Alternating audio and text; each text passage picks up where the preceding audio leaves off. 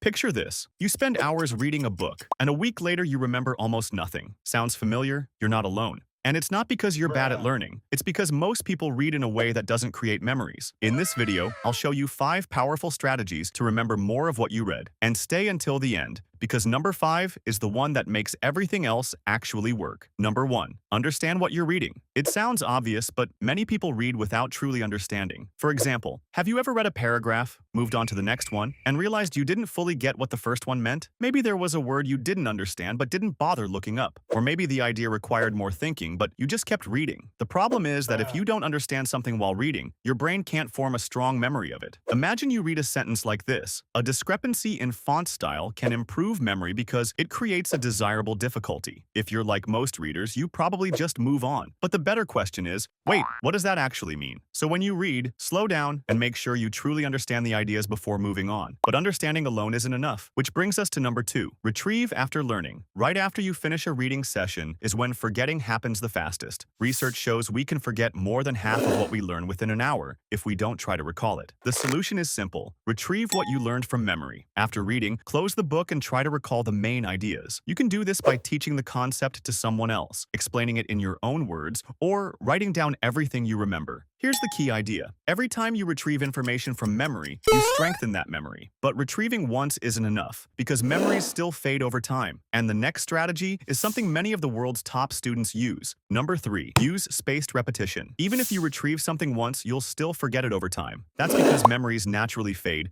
if they're not revisited. The solution is to review the information at spaced intervals. For example, instead of reviewing something 5 times in one day, review it today, then in 2 days, then a week later. Each time you retrieve the information after some forgetting has happened, the memory becomes stronger and longer lasting. If you're not sure when to review something with spaced repetition, you can use tools that apply spaced repetition automatically. For example, apps like Synapse that schedule your reviews for you. But even spaced repetition won't work if something else is missing. To number 4.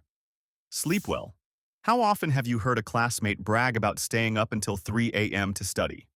It might sound impressive, but it's actually one of the worst things you can do for memory. That's because sleep plays a critical role in memory consolidation. While you sleep, your brain strengthens and stabilizes the memories you formed during the day. Studies show that people who sleep after learning remember significantly more than those who stay awake. So if you want to remember what you read, don't sacrifice sleep to study longer. But even sleep can't fix the most common mistake people make while reading.